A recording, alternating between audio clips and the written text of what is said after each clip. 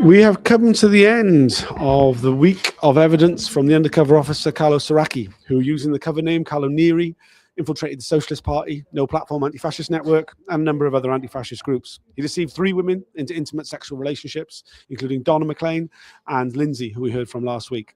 The last little section was just the Rule 10 questions. These are further questions from the lawyers for the rest of the co-participants at the inquiry. There wasn't anything especially groundbreaking, particularly in amongst it. There was a bit of clarification. There were some names written down of the officers who were him and his ex-wife socialized with. There was some clarification about the fact that he'd signed those notes that the Operation Hearn investigation had made about him, that he claimed misrepresented what he'd said. I'm joined off camera by Alison, who, one of my most popular guests. What did you make of what we heard from Carlo Soracchi, both today and all week? What do I make of it? He's another liar, isn't he? He's another professional liar. Yes. Very skilled. Very. Lied to Operation Hearn. Says it was because it was an informal conversation. Yeah. And then what I enjoyed was David Barr cornering him into saying, "So do you lie easily in informal conversations?" Yes. I mean, he said, "Are you the kind of man who considers it acceptable to lie during an informal conversation?" He asked it 3 times. He didn't drop it. He didn't change his wording before. Carlo Soracchi had no option but to just accept that, yes, he is that kind of man. Yes, he is that kind of man. And I mean, I don't know what to say about any of them, really. I mean, I'm quite, despite everything, I still feel quite kind of naive, trusting and gullible in some ways, because you have, when you're listening to them, when you're listening to him, you have to remind yourself you're lying, aren't you? Because it is very easy. He's easily believed. Do you know what I mean? It's like, and I think something Charlotte Kilroy said to me after Jenna's evidence, it actually sort of doesn't matter what he says because he did what he did. Yes. And I think that's true for Soracchi because he did what he did. And he can try to, you know, the other bit this morning, where he basically, you may have already talked about this, where he was throwing his lawyers under the bus and the police federation. Yes. He says, they told me to say that in Operation Hearn. They told me, they advised me. I just followed the advice of my lawyers. What, to lie? Your lawyers told you to lie? So there's a lot of throwing under the bus. I'm sure we're going to see more of it as the inquiry moves on. But I suppose what I'm enjoying, and I think some of the women involved in our campaign are enjoying, is that we're seeing the evidence of the things we've been saying for years. You know, they're professional liars. They operate like a gang. Their priority is to protect themselves. They talked about women. I mean, it's come out, hasn't it, in the Operation Hearn interviews? They talked about women as inanimate objects rather than as people, as whats or its rather than whos or she's. Very definition of objectification. Yeah, exactly. And yeah, I mean, it's, you know, people criticise the inquiry and it is clearly a very flawed process. But actually, I really feel we have to hold on to the wins and celebrate those wins 100%. and really acknowledge how much is being exposed. People also sometimes say, you know, it's a shame that these officers aren't facing sort of punishment. They're not being punished or they're not being, there's no justice. But I'm not saying it's enough, but there is certainly some punishment here happening. Yeah, absolutely. It is punishing. The questioning by Barr is punishing. Very much, yeah. The kind of, you know, Mitting didn't thank him at the end, which quite unusual, quite big, that really. I mean, it's kind of normal. He's even thanked officers who were compelled to give evidence. We don't know if Soracchi was compelled or not, but he didn't thank him. He thanked Jenna for his final day's evidence, didn't he? Thank you for today's evidence, which he chose to believe. I'm not sure how true it was. I mean, the other thing that, again, I think we have to hold on to, and I hope the inquiry will bear this in mind, you know, as we move through further officers, they have to say they loved the women, or at least they cared about the women. They've all said it. Bob Lambert said it. James Thompson said it. Jenna said it. Soracchi's now said it. They have all said that they cared about the women that they had relationships with, that in their eyes these were simply affairs, and they treated the women well and they cared about them. And we just have to remember the reason they have to say that is because the CPS have said it's genuine. That's their defence, basically, genuine feelings.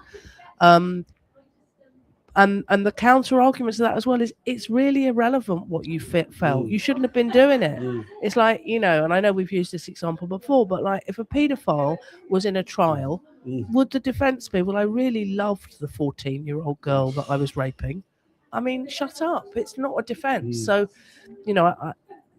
anyway, there's that. And then the other thing which I need to dig up, or we need to dig up, is that clip where I think yesterday, I mean, the days are all a bit of a blur, but I think it was yesterday where Soracchi was asked about if it was an offence to have sex with members of the public, would it have deterred you? And he said, yes, it would have deterred me. So again, that's another kind of one of the campaign aims, is to make this illegal, because why are we still involving ourselves in this campaign? Partly to get answers, but essentially to make sure it doesn't happen to any other women again, and to call out the completely disproportionate and unnecessary spying on completely, democratic process, completely legitimate democratic process. 100%. Just picking up a couple of things that were said in the final section, the Rule 10s, and we saw a couple of examples where the allegations of violence against his target group that Carlo Soracchi made. We had some very spurious suggestions about Dan Gilman and Frank Smith. Both the allegations of violence that he made were made during this week. It turns out he didn't make those allegations whilst he was deployed. They didn't feature in any of his reports. He's already said about the incidents of Dan Gilman supposedly slapping somebody in Slade Green, an event he reported on but didn't mention this slapping. That Dan Gilman denies it, and that seeing he didn't see it, would he withdraw it? And he was like, "Oh well, I guess I'll have to." Really, I mean, it was shown that it was a completely like a nonsense. I mean, this is the only allegation of violence he had against someone who he's made out to be, responsible for some very serious violence. There's been no evidence whatsoever.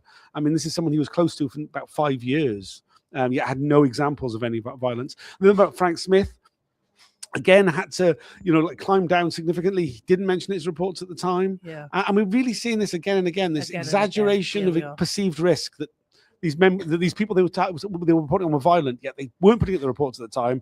They've come up with a cock and bull story whilst they're being on the stand when they're under pressure, and then they've had to withdraw it. Yeah, it's the same with Andy Coles. Yes, he did the same. And I remember I think it was Barr then saying, you didn't have that in your witness statement. You can't start pulling stuff out when you're like up there that isn't in your witness statement, that there's no report for, but they are doing that again and again. It's because they're feeling the pressure, because as you say, it is punishing. It is punishing. Barr, a couple of times today, he's had the bit between his teeth and he's not letting go on certain questions until he gets a full answer. And the other thing, I suppose, about justice, like what does justice look like? And I don't know what justice looks like, but it did occur to me today that one aspect of justice might be if Soracchi's current wife watches this video, watches back some of his evidence, and realizes and understands that he has been lying to her for the last 20 years about what actually happened, and certainly for the last 10 years since this all came out in the public. Because I think, we've said it before, but that is what their main driver is. Their main driver is to save face with the people who is still in their life.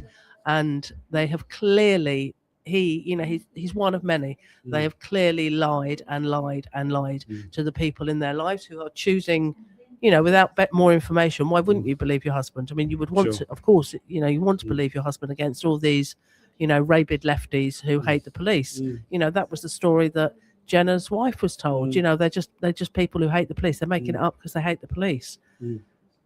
It's not being made up. This stuff is not made up. And the other thing is, it was quite nice to see the fact that clearly the inquiry don't believe him.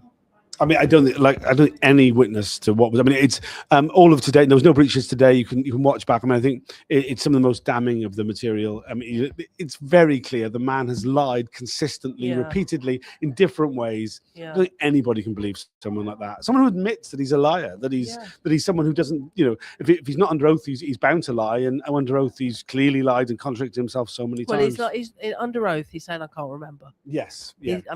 He's also contradicted himself. So but one of them's got to be a lie, you know. Yeah. So you know, I mean, but as Jenna said, I'm in the business. We are in the business of deception. Right. You know, they were trained. They were chosen and trained, and I just, you know, this idea as well that Boiling did as well, that it's been terrible for them. Yes. You know, the whole we should really be feeling sorry for them. Yeah. I mean, you know, there's a lot of PhDs, potential PhDs out there, aren't there, like to be done, like analysing the psyche of these really very sadistic, you know, sadistic, narcissistic, Machiavellian men, and it is men. Yeah, and they are. You know, they are. We know we talked at lunchtime, not lunchtime, at one of the breaks about that, and the overlaps with the Epstein files. And like the way men talk about women when women aren't there. And I think there really, I mean, like, I don't want to get too deep into the whole thing with these Epstein files, but I think there is something about these men getting the opportunity to have a little taste of what the ruling class kind of have all the time. You have your dark playground. You can go and have a few years of behaving with no consequences, like the billionaires do every day of their lives. Yeah, no, dark playground is exactly it. Yeah. It's been a long week. Hey, can we have some lunch now? Yes, go and have some lunch. Just quickly, though, we'll be back again next week. We've got another full week of evidence. It will be civilian witnesses. We start on Monday with Guy Taylor, followed by Chris Nyam, Noel Douglas, MT, who are all activists who were spied on by the undercover officer HM118, Simon Wellings, and then Patricia Amini de Silva, who is the sister of Jean-Jacques de Mendes, who we saw reporting about the Brazilian who was murdered by the Met Police in the case of mistaken identity, believing him to be a suicide bomber. It'll be another very intense week, I'm sure. Please tune in for that if you're able to. I'll be doing the videos as I always have, and if you're able to come along and watch proceedings, you can also join me doing these recap videos in the breaks. Please like, share, and subscribe all these videos. We'll do a recap of the week over the weekend. But apart from that, is there anything else you'd like to add? Nothing to add, but well done, Tom. Cheers, comrade. All right, thanks for joining us. I will see you all again on Monday. Bye for now.